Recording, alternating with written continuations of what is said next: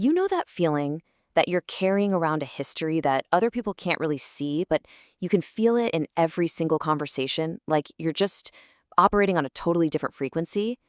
Well, today, we're going to reframe that feeling.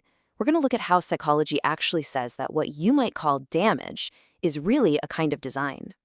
Wow, this quote, it just gets right to the heart of it, doesn't it?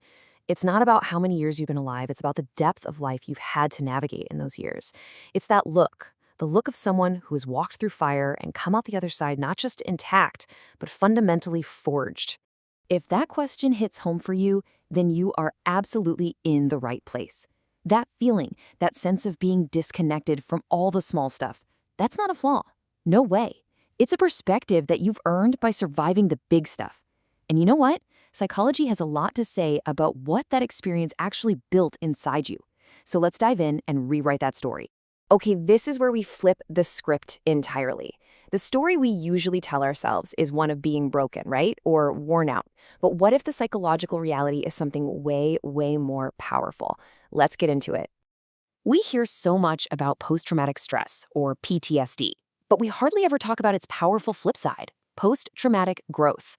This is the core idea we're exploring. The idea that going through hell doesn't just leave scars, it can actually forge you into someone stronger, someone with more depth.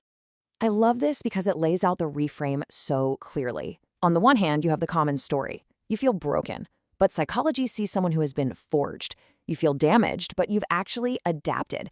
Instead of worn out, a better word is battle-tested. And that feeling of being scattered, hold on to that one, because we're going to come back to it. It's actually a sign of a highly adaptive mind we're going to call M-shaped.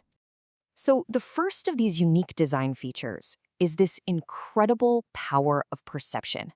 And it's not just about how you see the world. It's about how you see the people in it. This is not your standard issue empathy. It's like the difference between knowing what pain is in theory and understanding its actual texture. Most people see emotions in standard def. You see them in 4K high definition. Do any of these sound familiar? Like, are you the person strangers just randomly spill their life story to in the checkout line? It happens because you give off this deep sense of understanding. You've been in the dark yourself, so you can spot someone else there from a mile away. And without even trying, you become a safe place for them. Now, this ability didn't just appear out of thin air. Psychology calls it hypervigilant empathy. And here's the key. It's not some kind of superpower. It's a survival skill. It's something that's often learned in childhood when you had to get really, really good at reading the room, at predicting the emotions of the adults around you just to feel safe. You had to become fluent in the language of what's not being said. Now, when you see the world with that kind of high-definition clarity, it changes how you move through it. It pretty much forces you to build a protective shell, a kind of armor of independence that most people just don't understand. You're the one who never asks for help, right? You're the rock everyone else leans on, but you never lean on anyone. From the outside, that looks like incredible strength. But psychology tells us it's also a form of armor. Yeah, this really shows the two sides of that coin. What the world sees as incredible strength, but what psychology might call it, well, that's something more like avoidant attachment. What looks like self-reliance can feel like a fortress of isolation. It's not just strength. It's armor that you've worn for so long, it's basically fused to your skin. And what happens when you wear that armor? You get picky, really picky. You develop a kind of zero-tolerance policy for anything that feels fake. You'd rather have 1 or 2 deep conversations than 100 shallow ones. It's not that you're antisocial, not at all. You are highly selective. Your past has taught you that depth is the only thing that really matters. Okay, so let's talk about how all this comes together to form your mind's operating system, because it's clear you've been wired differently, not for some simple, predictable world, but for the complex, chaotic one we actually live in. This leads to a really fascinating, almost counterintuitive strength: crisis competence. Think about it. When chaos breaks out and everyone else is panicking, you're the one who gets calmer. Why? Because your whole nervous system's baseline for what counts as a crisis has been permanently recalibrated. When you face down actual dragons, a flat tire just doesn't set off the alarms. And remember that feeling of being scattered, that messy, tangled web of hobbies and projects you've started? Society loves to label that as a lack of focus. But there's a new way of looking at it in psychology that it's actually a sign of a powerful cognitive architecture that's perfect for our world, the M-shaped mind. This chart explains it perfectly. The old world was a kind environment, like a game of golf. The rules were fixed, they never changed. And in that world, being a specialist, an I-shaped person with deep knowledge in one thing, was how you won. But today, we live in a wicked environment. The rules of the game change while you're playing. And in this world, it's the M-shaped generalist, the person who can connect dots between a few different areas of deep knowledge who really thrives.